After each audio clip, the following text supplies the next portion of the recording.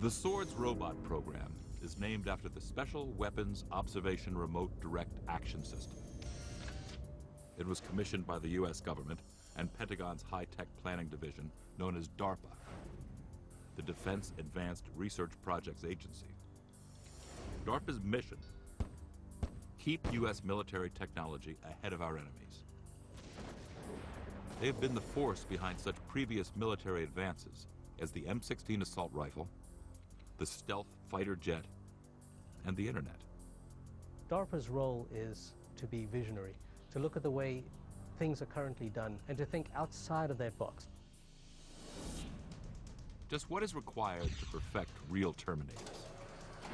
That's Impossible has assembled a to-do list. To be combat ready, they would have to mimic the human body. See, walk up stairs, even climb like a person, and be able to think, at least enough to distinguish enemy from friend and make decisions. Another key: they would be expendable.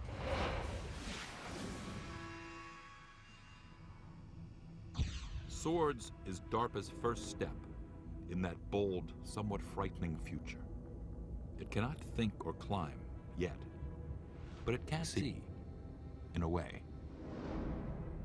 Swords has video cameras for eyes, which transmit real-time images of its surroundings to a human operator. It's radio-controlled, using two joysticks, one for movement, the other for firing weapons.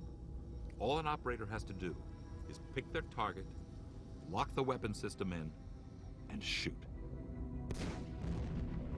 In the classified Iraq operation, the 3 Swords robots were trucked in by an armored vehicle as part of the Army's 3rd Infantry Division.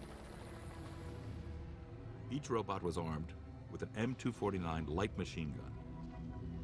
They were positioned in strategic locations outside Baghdad.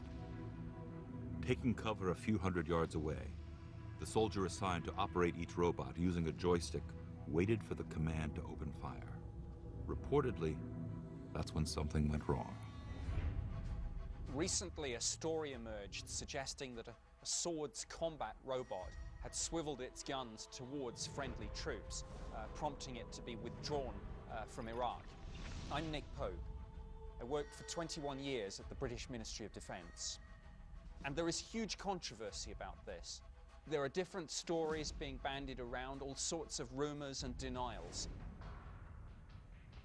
There were comments that were taken from certain Pentagon spokesmen. Under testing circumstances, these robots actually started to turn their guns on some of the soldiers there.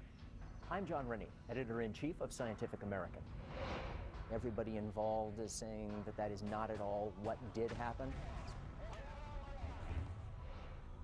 Kinetic, the manufacturer of Swords, opened its headquarters and provided exclusive access to its latest battlebot, called Mars. It's similar to Swords and a window into how both work. Mars is more heavily armed than Swords, packing an M240 machine gun, 50 caliber M82 sniper rifle, and a 40mm grenade launcher. A Terminator on treads.